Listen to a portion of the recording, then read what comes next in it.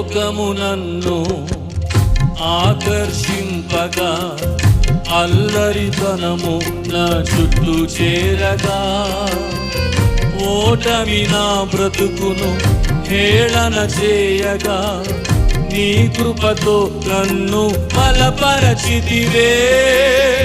లోకము నన్ను ఆకర్షింపగా అల్లరితనము నా చుట్టూ చేరగా ఓటమి నా బ్రతుకును హేళన చేయగా నీ కృపతో నన్ను బలపరచితివే.